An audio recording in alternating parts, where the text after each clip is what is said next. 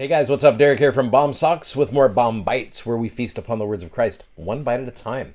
So I want to show you something really practical here. Imagine for a moment that a genie, because you know this happens all the time, right? A genie comes to you and says, hey, he will grant you 3 wishes. Now, have you ever thought about what you would wish for, right? Like I said, so practical. However, it's a similar situation in the life of King Solomon, because part of this week of Come Follow Me, we're doing 1 Kings now. I know we're jumping through some of these books so quickly, but 1 Kings chapters 1 through 11, we're going to spend the next couple days on this. Now, King Solomon, first of all, just to give you a little bit of an overview of the first couple of chapters.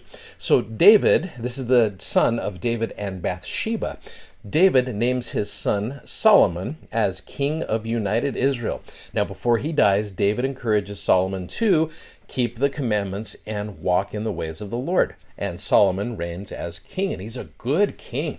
In fact, you go into chapter 3, it talks about how Solomon loved the Lord. He walked in the statutes of David, his father, at the time when David was doing that.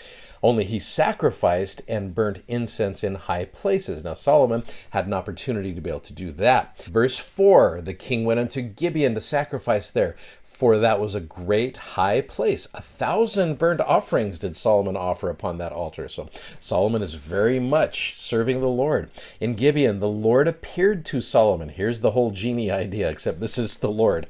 He appears unto Solomon in a dream by night, and God said, ask what I shall give thee, which I think is, again, a cool statement. And Solomon's like, wow, okay, I feel like I'm just a little kid here. I don't know if I'm worthy of that. But in verse number 9, give therefore thy servant, and I love this, an understanding heart to judge thy people, that I may discern between good and bad.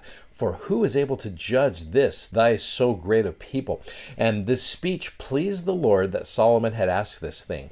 So when you think about this, why would this be a great gift for a king? You know, this idea of being able to judge the people properly. I mentioned last week that the people want a leader. And imagine being a leader of people who is able to discern properly, to be able to discern between truth and error, to be able to judge people properly. That to me sounds like one of the greatest things. I know the gift of discernment is something that I know many people have received a patriarchal blessing, and that blessing comes to them as a gift of discernment, which to be able to understand between that truth and error, which is awesome.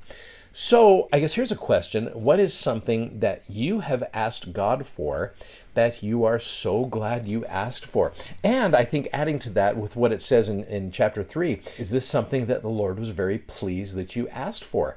He wants to use this to bless people's lives.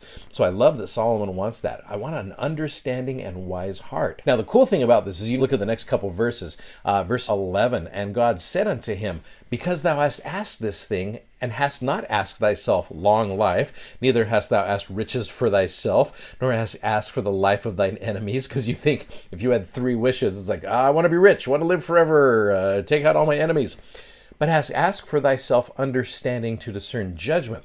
Behold, I have done according to thy words. Lo, I have given thee a wise and an understanding heart. Here's where you see the ask and you shall receive principle right in action.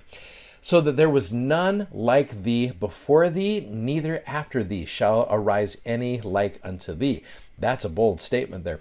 Verse 13, and here's your bonus, I have also given thee that which thou hast not asked, both riches and honor, so that there shall not be any among the kings like unto thee in all thy days. And here's the kicker, if thou wilt walk in thy ways to keep my statutes and my commandments, I will lengthen thy days. And he talks about how David did this, but also David did fall away from this.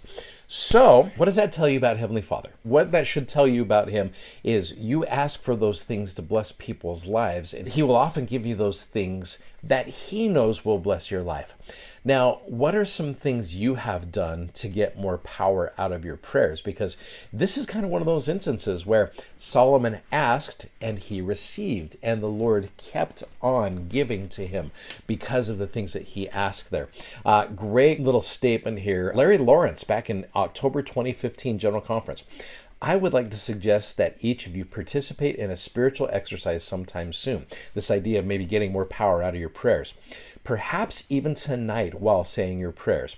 Humbly ask the Lord the following question. And this is a bold question to ask the Lord. What is keeping me from progressing? In other words, what lack I yet? Then wait quietly for a response.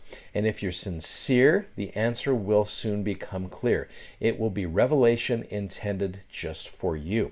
Now, one of the things that Solomon does, many of you are familiar with this story here. How does Solomon use his newfound gift of wisdom, understanding, and discernment? You got the end of chapter 3 as two women come to him with a child, and both are claiming that the child is theirs. And so he goes, well, simple. Let's just cut the baby in half. You have one and you have the other.